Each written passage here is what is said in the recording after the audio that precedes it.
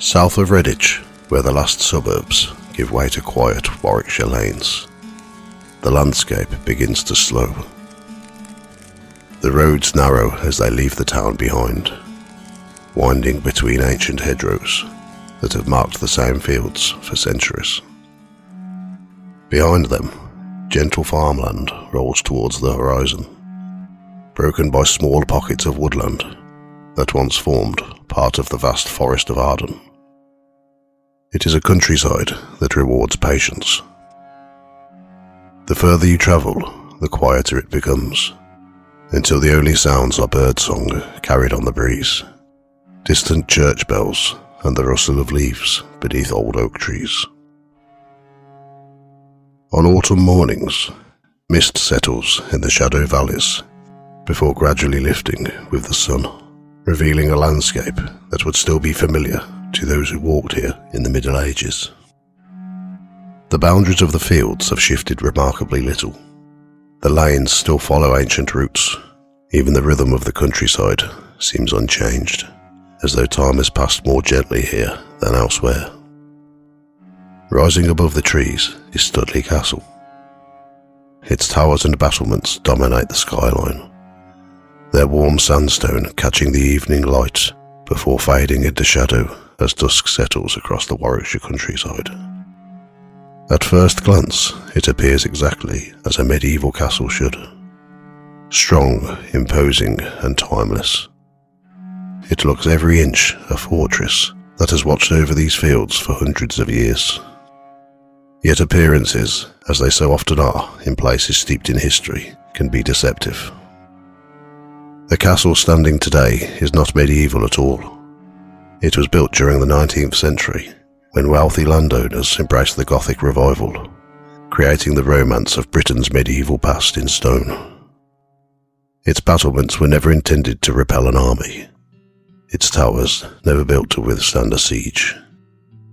Instead, they were designed to evoke another age entirely, an age that had already vanished long before the first foundations of the present building were laid. And yet, strangely, the illusion is only partly false. Long before the Victorian castle rose above these fields, another castle stood on this very hill.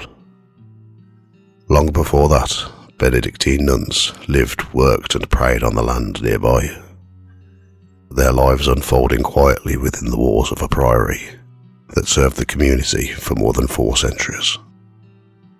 Beneath the lawns and gardens of the modern estate lie the buried remains of those earlier worlds, hidden beneath layers of earth, but never entirely forgotten.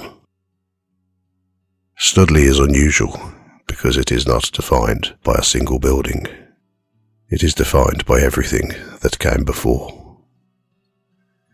Each generation has inherited the same hillside, adding something new while leaving traces of what already existed. A Norman stronghold became a memory beneath the grass. A medieval priory disappeared stone by stone, yet survived in local tradition. A Victorian mansion borrowed the appearance of a castle that had vanished centuries earlier. Every age left its mark without completely erasing the last. Perhaps that is why this place has accumulated so many stories. For generations, local people have spoken of a silent woman standing at the castle windows, watching across the lawns before disappearing without explanation.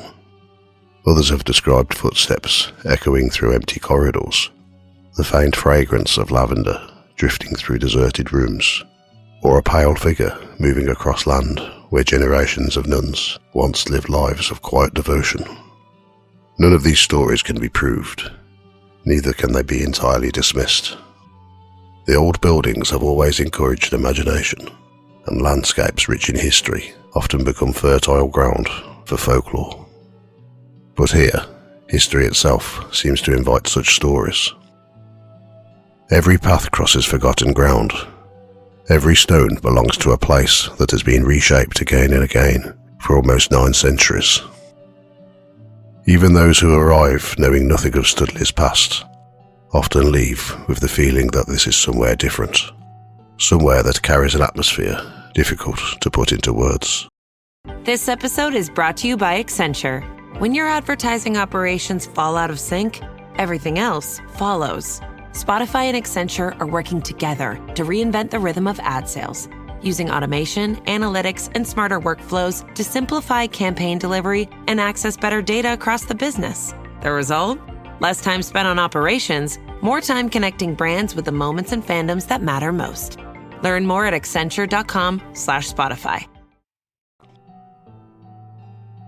To understand why, we must leave the castle as it stands today and return to a time when England was a newly conquered kingdom, when timber fortresses rose across the landscape with astonishing speed, and when a Norman lord chose this quiet Warwickshire hillside as the place from which to watch over his land. For it is there that the story of Studley Castle truly begins. Nearly 1,000 years ago, this hillside looked very different. The landscape was wilder than it is today. Much of the surrounding countryside still lay beneath the broad canopy of the Forest of Arden, one of medieval England's great woodlands. Oak, ash and elm stretched across the hills, broken only by small clearings where scattered farms clung to the edges of the forest. Narrow tracks, little more than worn paths through the trees, connected isolated settlements, while streams wound through marshy ground before joining the River Arrow to the west. It was a place where the forest still held the upper hand. Following the Norman conquest of 1066, however, England began to change. William the Conqueror rewarded his supporters with estates across the kingdom, replacing much of the old Anglo-Saxon nobility with Norman lords, whose loyalty had secured his victory. One of those men was William Fitzcabucian, whose family became the Lords of Studley.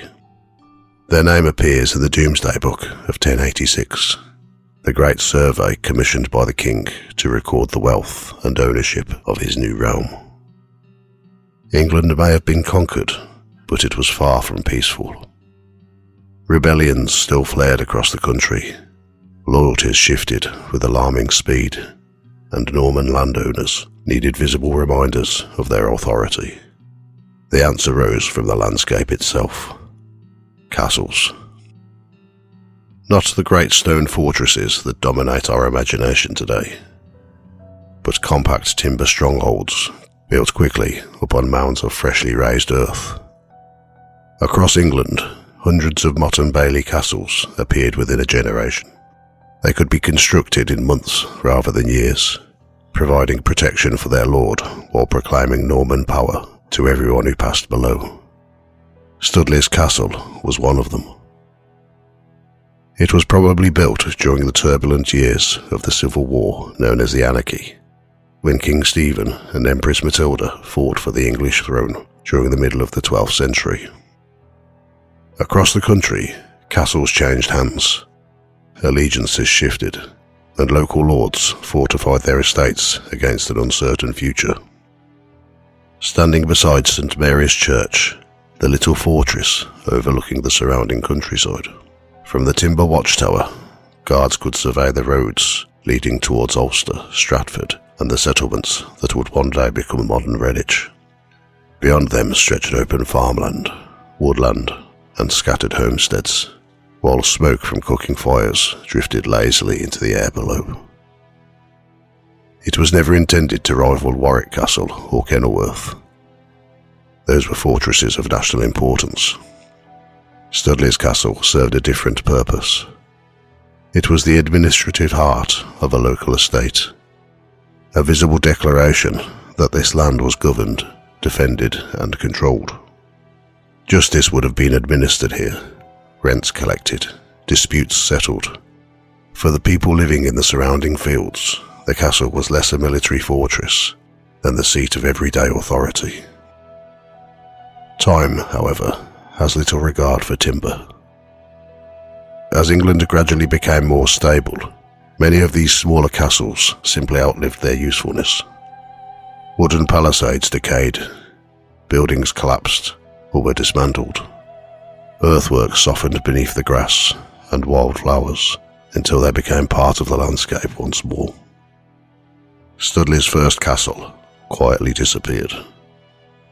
Today, little remains beyond the gentle rise of the motte beside St Mary's Church.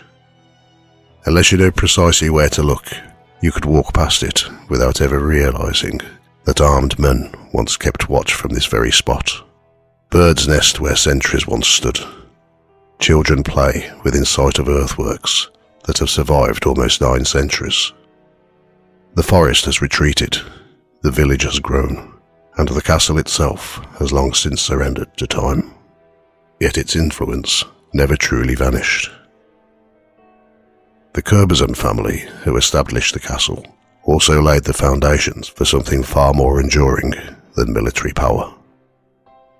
Just beyond the fortress, they founded a small Benedictine priory, creating a place where prayer would replace warfare, and where the passing of the hours would be measured not by the movements of soldiers, but by the ringing of bells. If the castle represented authority, the priory represented something altogether different. It offered peace, and for more than 400 years, that peace would shape the history of Studley in ways the Norman lords could never have imagined. If the castle was built to command the land, the priory was built to serve it. Sometime during the 12th century, the Curzon family founded Studley Priory, establishing a Benedictine house for women that would become the spiritual heart of the community for more than 400 years. While the castle represented worldly authority, the priory belonged to a quieter world, one where the passing of time was measured by prayer, the changing seasons, and the steady rhythm of daily life. Each morning began before sunrise. Long before the village stirred, the sound of the priory bell drifted across the fields, calling the sisters to the first prayers of the day. Within the chapel, candlelight flickered against dressed stone as voices rose together in the ancient offices. Outside, dawn slowly spread across the Warwickshire countryside. Mist hung low over the meadows, birds stirred in the hedgerows, and the first rays of sunlight caught the tops of the surrounding trees. When prayers ended, the day's work began. The priory was far more than a place of worship. It was a small, self-sufficient community. Gardens provided herbs for cooking and medicine. Orchards produced fruit that was preserved for the winter months. Bees supplied honey and wax for candles. Bread baked in the kitchens filled the air with its warm, familiar scent, while water, drawn from nearby springs, sustained both the sisters and the livestock they kept. Travellers passing along the nearby roads occasionally found hospitality within its walls. Local families came to worship in the chapel or sought advice from the religious community that had become woven into the life of Studley itself. Births, deaths, and changing seasons came and went beyond the priory walls. Yet inside them, life followed a pattern that scarcely altered from one generation to the next. For more than 4 centuries, that quiet routine endured. Kings succeeded one another upon the throne. Wars were fought in distant parts of England. The Norman castle slowly faded from importance. Still, the bell rang each morning. Prayers still echoed through the chapel. Another generation of women devoted their lives to faith upon this peaceful hillside. Then came the reign of Henry VIII. Few events transformed England's landscape more completely than the dissolution of the monasteries. Beginning in the 1530s, monasteries, abbeys and priories across the country were closed by royal order. Their wealth passed to the crown, their lands were redistributed, and communities that had existed for centuries were brought to an abrupt end. Studley Priory shared the same fate. The nuns were dispersed, the chapel fell silent. Lead was stripped from the roofs, timber removed, and valuable stone carried away to build houses, walls, and farm buildings throughout the surrounding countryside. What generations had patiently built over 400 years disappeared piece by piece until little remained above ground to suggest that a priory ever stood there. But history rarely vanishes as completely as we imagine. The buildings were lost, yet their foundations remained beneath the soil. So too did the cemetery where generations of nuns and local people had been laid to rest. Grass grew over the ruins, fields reclaimed the land. New owners reshaped the estate according to the needs of their own age. The priory had disappeared from sight. It had not disappeared from memory. Centuries later, archaeological excavations confirmed what local tradition had long maintained. Beneath the earth lay the remains of the medieval priory, together with burials and beautifully carved stone coffin lids, silent reminders of the community that had once flourished here. The discoveries added nothing to local folklore. They simply confirmed that beneath the peaceful landscape lay layer upon layer of forgotten history. Perhaps it's hardly surprising that stories began to gather around such a place. Across Britain, the sites of vanished monasteries have long attracted tales of unexplained sounds and lingering presences.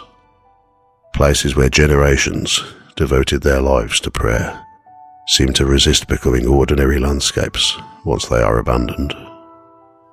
Even after the buildings have gone, there remains a curious sense that something of their past still clings to the ground. Studley was no different. Long after the last stones of the priory had been carried away, local people continued to speak of strange occurrences on the old priory lands.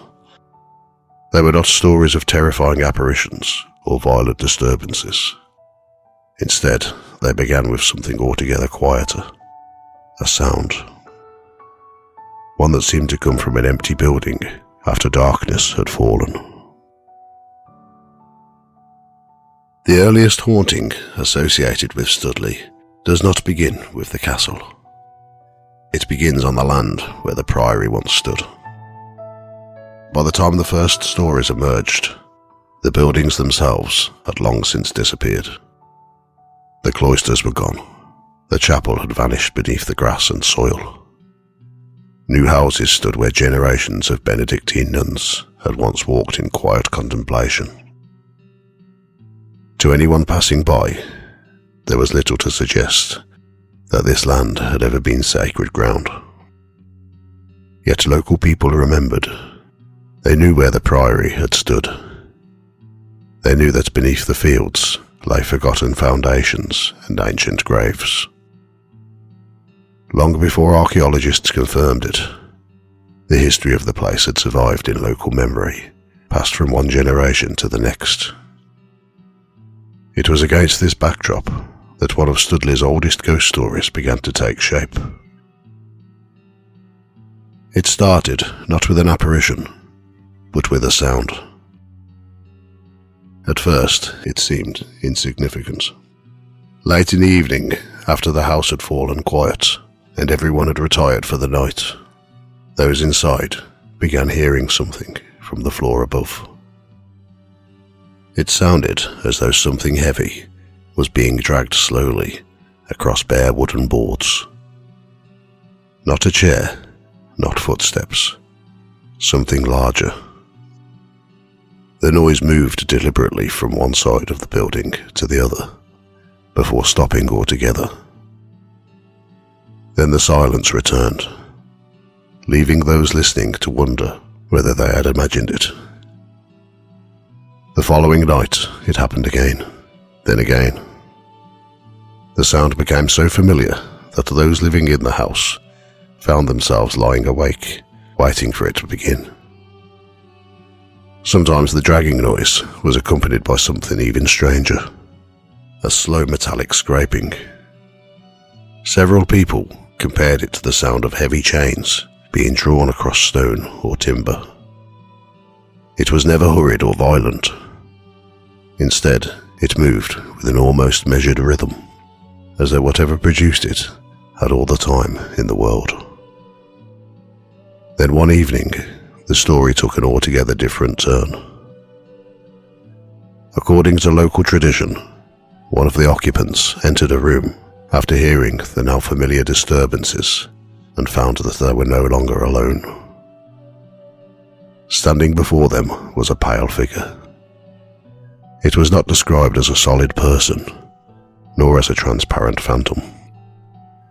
Those who later recounted the story simply spoke of a white shape, vaguely human in form, moving silently through the room without acknowledging the witness at all. For a brief moment, both remained perfectly still. Then instinct took over. The witness reached for a nearby pitchfork and thrust it towards the figure. The iron prongs passed straight through it. There was no resistance, no impact, nothing. In the same instant, the apparition disappeared completely, leaving the room as empty as it had appeared only moments before. Whether the story has grown with each retelling is impossible to know. Like all old folklore, it has undoubtedly required new details over the centuries, yet one image has remained remarkably consistent. A pitchfork passing harmlessly through a silent white figure that simply ceased to exist. The disturbances did not end there. The dragging sounds continued. The scraping of chains returned. Some also spoke of hearing slow, deliberate footsteps crossing empty rooms after darkness had fallen. Never hurried, never accompanied by voices. Always fading away before anyone could discover their source. The atmosphere within the house became so oppressive that the occupants eventually chose to leave. No official record survives to confirm the story, and like many old hauntings, it exists somewhere between documented history and oral tradition. What is beyond dispute, however, is what archaeologists later uncovered. Excavations on the former priory site revealed medieval burials, together with carved stone coffin lids, confirming that the buildings had indeed been raised over land once occupied by the priory and its cemetery. The discoveries proved the history, not the haunting, but they explained why generations of local people had regarded the ground with such respect. Whether the strange sounds belonged only to an aging house or to something less easily explained remains a matter of personal belief. What cannot be denied is that long before the Victorian castle acquired its own ghostly reputation, the old priory had already become a place where history and folklore seemed impossible to separate. And as the 19th century drew to a close, those stories found a new home.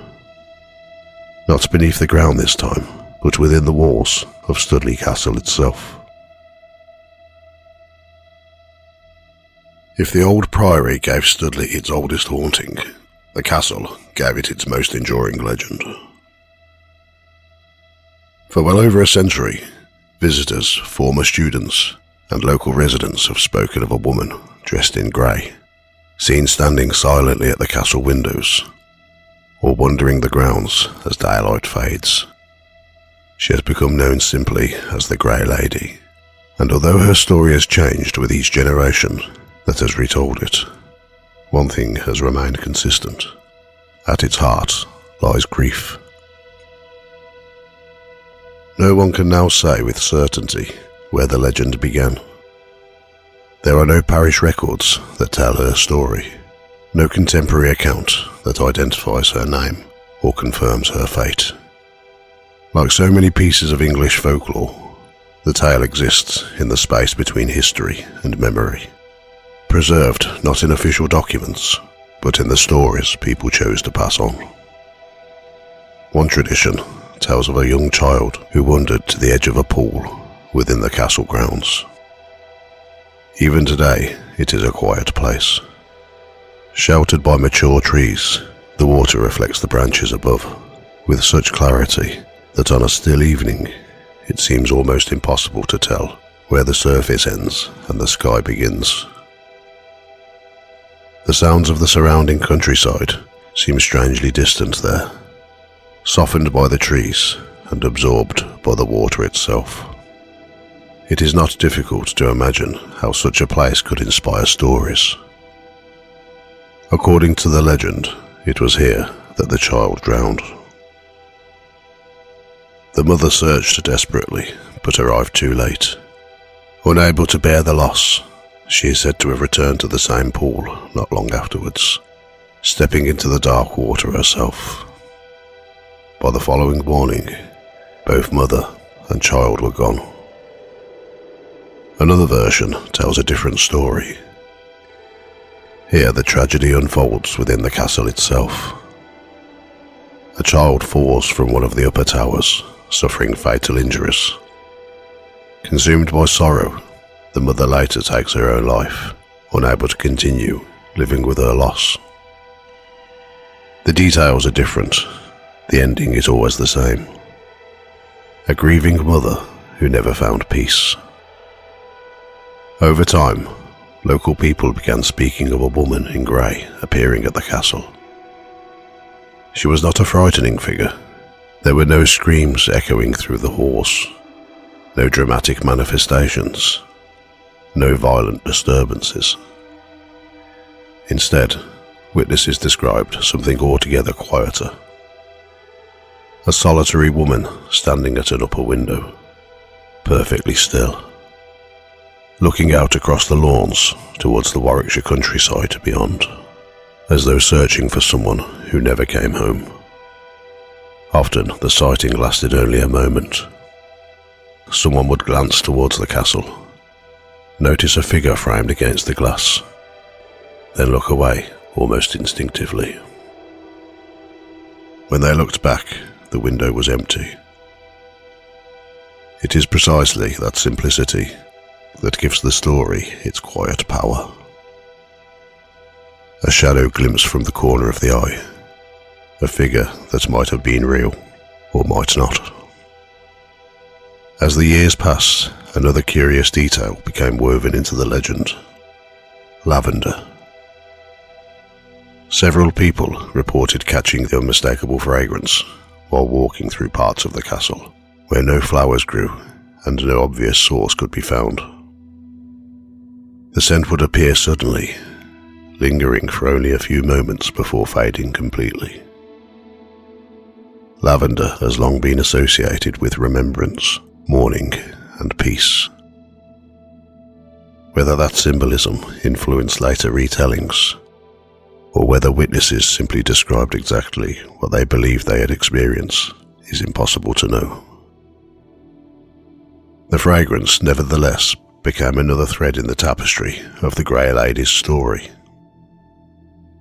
Curiously, similar legends were already being told elsewhere around Studley before the Victorian castle developed its haunted reputation. That suggests the story may be older than the building itself. Like many traditional tales, it may once have belonged to the landscape rather than to any particular house, attaching itself over time to whichever building came to dominate the hillside. If that is true, then the Grey Lady has witnessed every chapter of Studley's long history. The Norman castle, the vanished priory, the Gothic towers that stand there today. Different centuries, different buildings, the same quiet sorrow. Yet while the Grey Lady belongs firmly to folklore, the castle would soon acquire something rather different. Not an old legend passed from one generation to the next, but a growing collection of modern experiences, reported by people who arrived knowing nothing at all about the stories that had gone before. When you need to build up your team to handle the growing chaos at work, use Indeed Sponsored Jobs. It gives your job post the boost it needs to be seen and helps reach people with the right skills, certifications, and more. Spend less time searching and more time actually interviewing candidates who check all your boxes. Listeners of this show will get a $75 sponsored job credit at Indeed.com/podcast. That's Indeed.com/podcast. Terms and conditions apply. Need a hiring hero? This is a job for Indeed sponsored jobs.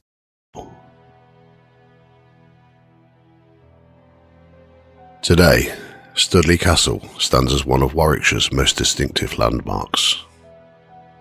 The laughter of guests echoes through rooms once occupied by students.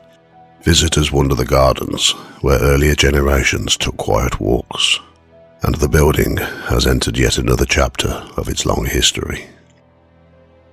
For many, it is simply a beautiful place to stay. For others, it becomes something rather more memorable. Unlike the older legends, the experiences reported in recent decades are usually understated. There are no dramatic tales of terrifying apparitions or violent hauntings. Instead, people describe moments that are difficult to explain, but equally difficult to forget. A feeling of being watched, footsteps in corridors that should have been empty, the sensation that someone has just passed behind them, only to turn to find nobody there. Former students who lived in the castle when it served as a residential college often shared stories with one another, usually after dark. When the long corridors became quiet and the familiar surroundings seemed somehow unfamiliar, certain staircases acquired a reputation for unexplained noises. Some bedrooms were spoken of more often than others, Room 10 becoming particularly well known among those who spent time in the building. Accounts varied from person to person, but the stories endured because each new intake seemed to add another experience to those already being told. Guests in more recent years have described similar moments. Some have reported waking unexpectedly during the night with the distinct impression that someone was standing in the room. Others have spoken of hearing footsteps outside their doors, only to discover an empty corridor when they looked outside. A few have caught the unmistakable scent of lavender drifting through otherwise ordinary rooms, a detail that immediately recalls the older legend of the Grey Lady. Then there are the windows. Even now, visitors occasionally pause outside and glance upwards, perhaps because they have heard the story beforehand, perhaps simply because the castle itself seems to invite a second look. Most see nothing at all. A small number believe they have. Usually, the description is remarkably similar to those that came before. A woman standing quietly at one of the upper windows, motionless, looking out across the grounds. By the time attention returns to the glass, the figure has gone. Skeptics point out, quite reasonably, that old buildings settle. Timber expands and contracts with changes in temperature, and unfamiliar surroundings can easily heighten our awareness of ordinary sounds. Shadows shift as light changes. Reflections appear briefly in old glass before disappearing just as quickly. A glimpse lasting only a second can become something far more mysterious once memory begins to fill in the details. Those explanations deserve consideration. They account for many experiences reported in historic buildings across Britain. And yet places like Studley Castle continue to attract stories. Perhaps that is because history has a way of making us notice things we might otherwise ignore. When we know that generations have lived, worked, prayed and died upon the same ground, every unexplained sound seems a little more significant. Every unexpected glimpse carries a little more weight. Whether the castle is genuinely haunted is something each visitor must decide for themselves. What cannot be questioned is the remarkable continuity of the landscape. Within a few hundred metres lie the earthworks of a Norman castle, the buried remains of a Benedictine priory, and the Gothic towers of a Victorian mansion built to resemble a fortress from a much earlier age. Almost 1,000 years of human history overlap upon one quiet Warwickshire hillside. Few places preserve their past so completely.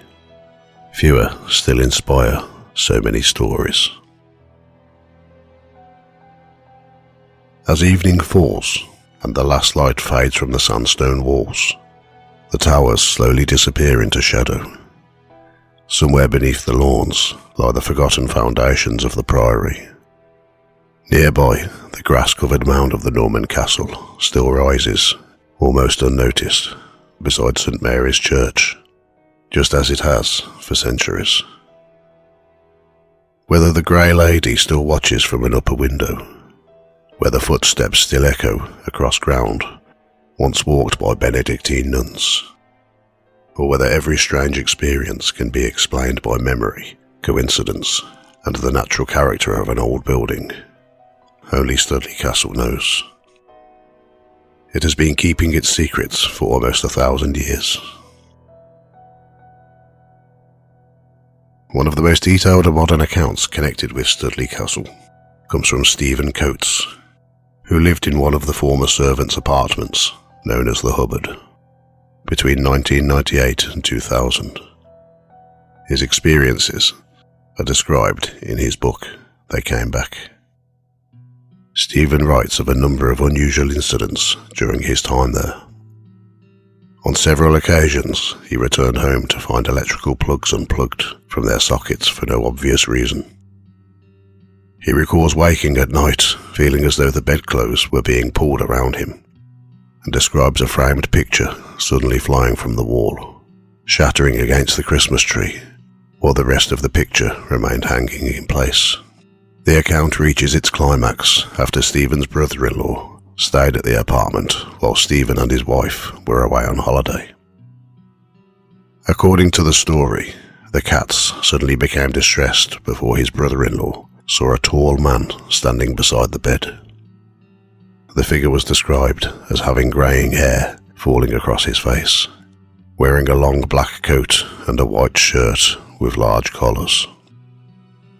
As the witness moved, the figure appeared to mimic his movements, before walking towards a wardrobe and disappearing. Stephen initially suspected an intruder and approached the owner of the manor, hoping to review the CCTV.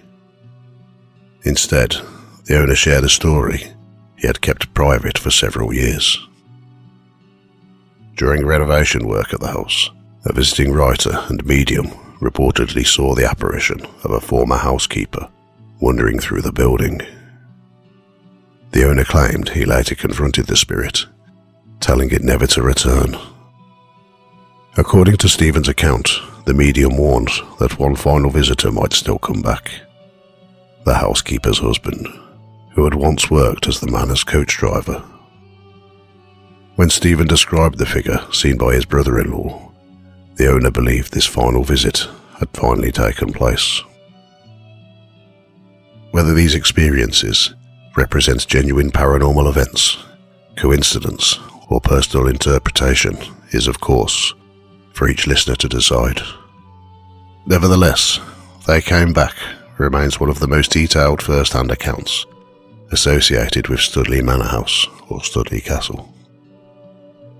If you'd like to read Stephen's full account, his book They Came Back is available on Amazon, and I'll put the link in the description. Interestingly, while researching this episode, I also received a message from someone who worked at Studley Castle during its time as Warner Hotel. They asked to remain anonymous, but wanted to share something they had heard from a colleague. They explained that when they first joined the staff, they asked whether anyone had experienced anything paranormal. Most people said no, and several employees weren't even aware of the castle's ghost stories. One member of staff, however, recalled working there during the COVID pandemic, when the hotel was largely empty.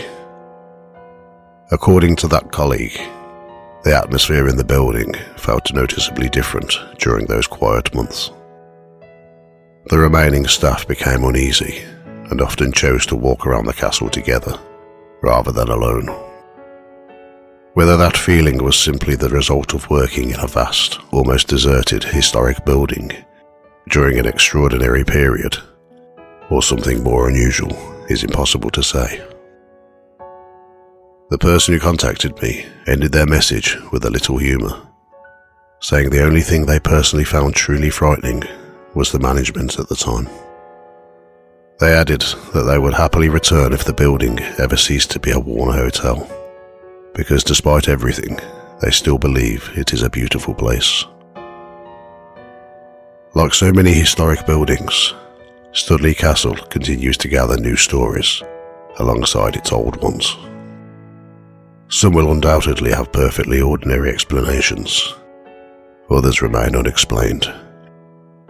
Together, they form another chapter in the long and fascinating folklore of this remarkable place. Thank you for listening to Ghost Tales by the Fireside. If you enjoyed this episode, please consider following the podcast on your favourite podcast platform and leave a rating or review. It really does help more people discover the show. You can find more online at ghosttales.co.uk. You can support the podcast and gain access to exclusive content at www.buymeacoffee.com/ghosttales.